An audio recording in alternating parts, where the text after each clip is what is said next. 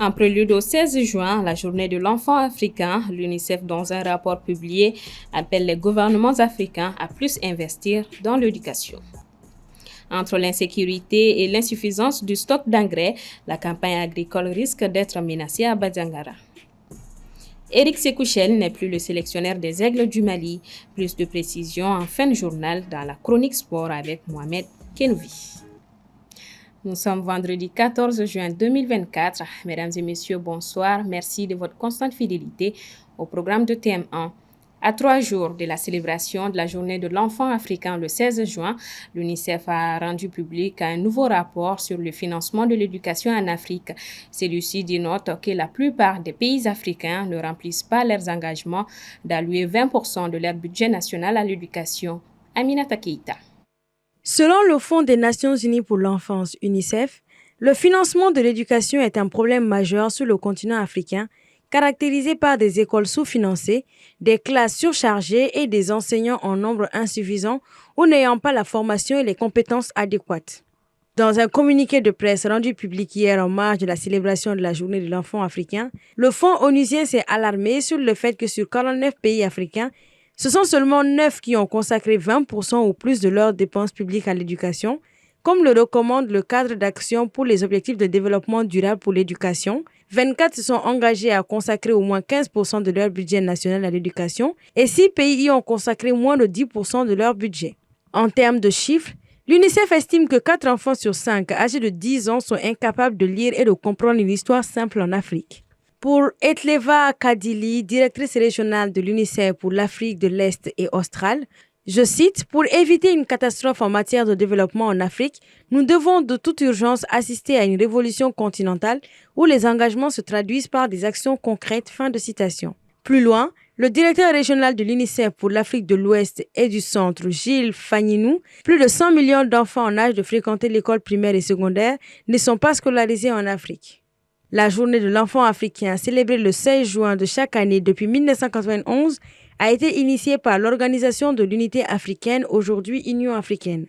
La journée est la commémoration du soulèvement de Soweto en 1976, lorsque les étudiants ont protesté contre l'injustice et l'inégalité en matière d'éducation dans le cadre du régime de l'apartheid. Le thème de cette année est « L'éducation pour tous les enfants en Afrique, l'heure est venue ». L'Union africaine entend profiter de cette journée pour sensibiliser les décideurs politiques, les communautés et les parties prenantes, encourager les gouvernements à allouer des ressources adéquates à l'éducation, mais aussi lancer un rapport sur le financement de l'éducation en vue de faciliter la compréhension des tendances du financement de l'éducation en Afrique ainsi que les défis qui y sont liés. Le distributeur d'images Canal+ a procédé aujourd'hui à son siège à la première remise d'abonnement aux gagnants de sa tombola qui a débuté le 1er juin. Djeneba Samaki. La remise de ce vendredi entre dans le cadre de la tombola secrète que Canal+ a lancée le 1er juin et qui va durer 30 jours. Pendant ces 30 jours-là, chaque jour, on choisit 3 gagnants, dont le Moro Saba Oloube gagné. Ils gagnent 6 mois d'abonnement gratuit à leur ancienne formule. Donc si c'était des abonnés tout canal, si c'était des abonnés Access, ils gagnent 6 mois d'abonnement à leur dernière formule, 6 mois gratuitement. Donc aujourd'hui, on s'est retrouvés dans nos locaux pour faire la première remise. Pour les 10 premiers jours, on a eu 30 gagnants, donc ce qui est 3 gagnants par jour. Donc, parmi les 30 gagnants, 6 étaient présents et ont tous reçu leurs 6 mois d'abonnement gratuit. Bon, donc, kila munu be abonné mata donc ko ngayna ko nga passé kana bi ko ngayna ko 6 mois abonnement gratuit là. Bon, ni so jale no parce que 6 mois kalosara 00 donc o kadi ko so quoi. Bon, on gayna na vraiment jarane ko se ko bi toujours mi fengota abonnement ça. Voilà, donc c'est pour cela que donc gagne ko no donc balla kana ra wul ke donc ka ngayna ni fait gagne ko c'est pas masignaye. Donc c'est pour cela que donc dès qu'un client se réabonne du 1er au 30 juin, il gagne automatiquement 30 jours à la formule tout canal et est inscrit directement à la tombola secrète. Tout le monde est éligible. Il n'y a personne qui est mis à part. Tout le monde est éligible. Et chaque jour, on a 3 gagnants sélectionnés. Donc, ce qui nous fait 90 gagnants pour le mois de juin, pour cette tombola-là. Donc ils gagnent 6 mois d'abonnement et quand ils se rendent dans nos locaux, on fait une remise symbolique et aussi on leur donne des goodies. Canal Plus invite donc ses clients à se réabonner car la tombola reste ouverte jusqu'au 30 juin et les promos aussi continuent. Le décodeur qui était vendu à 10 000 francs CFA est aujourd'hui accessible à partir de 5 000 francs CFA seulement.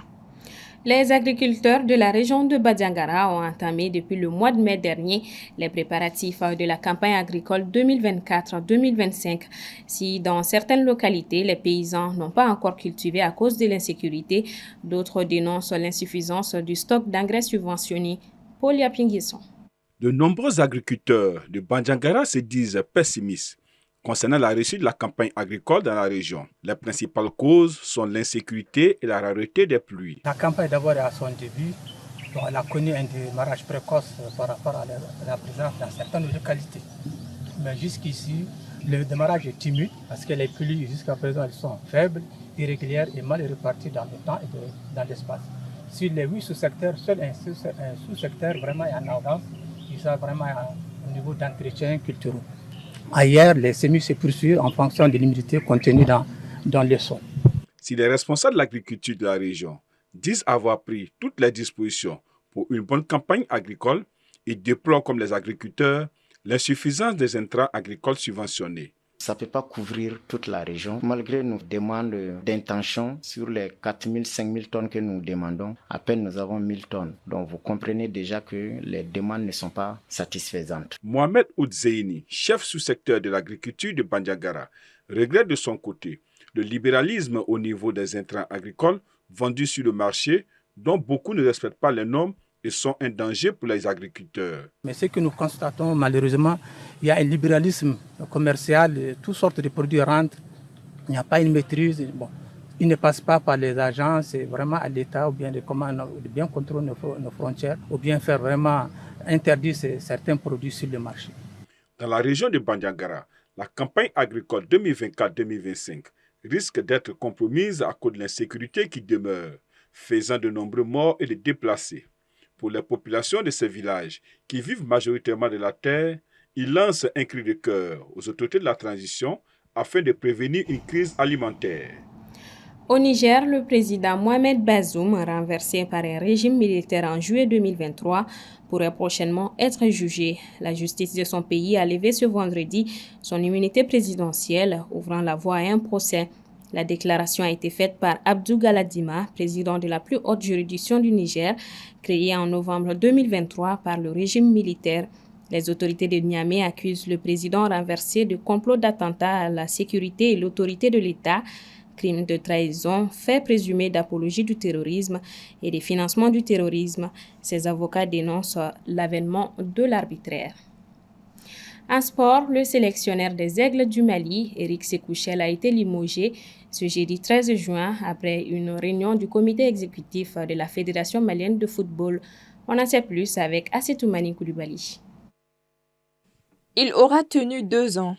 Nommé en mai 2022, en remplacement de Mohamed Marassouba, le sélectionneur des Aigles Éric Sékouchel a été limogé de son poste le 13 juin. La décision a été prise par le comité exécutif à la suite d'une session extraordinaire. Les responsables de la FEMAFOOT n'ont pas dévoilé les raisons du limogeage de Shell dans leur communiqué. Mais ce dernier paye très certainement pour les résultats des 2 matchs des Aigles ainsi que sa communication jugée approximative. Pourtant, le bilan chiffré d'Éric Sékouchel à la tête des Aigles est assez flatteur. En 23 matchs, il en a remporté 14 pour 6 matchs nuls et 3 défaites, 42 buts inscrits et 12 encaissés. Mais cela n'a pas suffi. Depuis la cruelle élimination face à la Côte d'Ivoire lors de la CAN, où sa responsabilité a été engagée par plusieurs acteurs, la pression s'était intensifiée autour du sélectionneur. Beaucoup lui ont reproché ses changements face aux éléphants et plus récemment à domicile contre les Black Stars qui ont déstabilisé l'équipe. Le match nul face à des Malgaches réduit à 10 depuis la 15e minute de jeu et qui fait stagner les Aigles à la 4e place de son groupe de qualification pour le Mondial 2026 restera donc comme la dernière rencontre dirigée par Shell. Il est à noter que les conditions de voyage chaotiques n'ont pas favorisé une bonne prestation de l'équipe arrivée en Afrique du Sud seulement quelques heures avant le match. Eric Sekouchel fait certainement les frais de sa mauvaise communication en tant que sélectionneur. Il avait déclaré qu'Yves Bissouma, une des stars de l'équipe, était légèrement en dessous d'autres joueurs dans son système en losange. Il a par la suite regretté ses propos au cours d'une émission radio. Lors de ce passage médiatique, il a confié avoir été surpris comme tout le monde de voir Adama Traoré prendre le ballon pour tirer le pénalty face à la Côte d'Ivoire. Un pénalty raté que beaucoup de Maliens ont du mal à digérer. Certains ont estimé qu'il jetait son joueur en pâture après de telles déclarations. Après 2 années comme sélectionneur des Aigles, Eric Sekouchel est désormais libre. Il n'attendra peut-être pas longtemps avant de se repositionner. Récemment, son nom circulait au FC Metz, relégué en Ligue 2, parmi les pistes à la succession de Laszlo Bologna. Et le reste de l'actualité sportive avec Mohamed Kenouvi qui vient de me rejoindre sur le plateau. Bienvenue Mohamed. Merci Marietou. Direction le Nigeria où Finidi George a également été limogé. Oui, il n'aura passé qu'un mois et 15 jours à la tête des Super Eagles du Nigeria, nommé le 29 avril dernier à la suite de José Peseiro. L'ex-international nigérian a été limogé hier par la Fédération nigériane de football. Finidi George paye directement ses contre-performances, notamment le match nul à domicile contre l'Afrique du Sud, 1 but partout, et surtout la défaite face au Bénin, 2-1, match comptant respectivement pour les 3e et 4e journées des éliminatoires de la Coupe du Monde 2026 disputées les 7 et 10 juin passés. Le comité exécutif a décidé d'embaucher un entraîneur expatrié pour les Super Eagles dans les semaines à venir, avant le début des éliminatoires de la CAN 2025 et la reprise des matchs de qualification pour la Coupe du Monde 2026. CAN 2025, justement, la date du tirage au sort des éliminatoires est connue. Oui, si la date exacte de la tenue de la compétition est encore en débat, la Confédération africaine de football a officialisé hier jeudi la date de la tenue du tirage au sort des éliminatoires. Celui-ci aura donc lieu le 4 juillet prochain à Johannesburg, en Afrique du Sud. 48 nations, dont les récents vainqueurs du tour préliminaire, à savoir le Tchad, l'Eswatini, le Libéria et le Soudan du Sud, seront répartis en 12 groupes de 4 équipes. Le coup d'envoi de ces éliminatoires de la CAN 2025 est prévu pour septembre 2024. Seules 23 équipes seront qualifiées pour cette CAN, ces nations qui rejoindront donc le Maroc, qui est d'ores et déjà qualifié en tant que pays hôte. Et c'est parti pour l'Euro 2024. Oui, coup d'envoi de la 17e édition du championnat d'Europe des nations ce vendredi en Allemagne. Pendant un mois, 24 pays du vieux continent vont s'affronter pour se hisser sur le toit de l'Europe et succéder à l'Italie, détenteur du trophée. Le match d'ouverture entre l'Allemagne et l'Écosse est actuellement en cours du côté de l'Alliance Arena, l'antre du Bayern Munich. 3 matchs sont à suivre demain samedi dans le groupe A. À 13h, la Hongrie sera face à la Suisse. Dans le groupe B, l'Espagne défie la Croatie à 16h et à 19h, toujours dans ce groupe B, l'Italie, championne en titre, entamera la défense de son titre face à l'Albanie. Tennis, pour terminer, Rafael Nadal renonce au tournoi de Wimbledon. L'Espagnol de 38 ans, 2 fois titré à Londres en 2008 et en 2010, a confirmé hier sur ses réseaux sociaux son absence pour l'édition 2024 du tournoi de Wimbledon. En lieu et place, Rafael Nadal va participer au tournoi de Bastad en Suède du 15 au 21 juillet prochain pour se rendre à Paris dans les meilleures conditions. Le Mallorquin a choisi de rester sur terre battue dans la foulée de Roland-Garros afin de préparer au mieux sa prochaine échéance majeure, les Jeux Olympiques de Paris, qu'il va disputer en simple et en double aux côtés de Carlos Alcaraz. En souffrance avec son corps depuis plus d'1 an, Nadal a fait donc le choix de la raison en ne s'alignant pas à Wimbledon et en ne se forçant pas à un changement de surface contraignant. Merci beaucoup Mohamed Kenouvi. Je vous en prie, Marie. Bon week-end à vous et bonne fête. Merci, pareil à vous. C'est ce qui referme ce 1945. Merci à vous de l'avoir suivi. Bon week-end à toutes et à tous.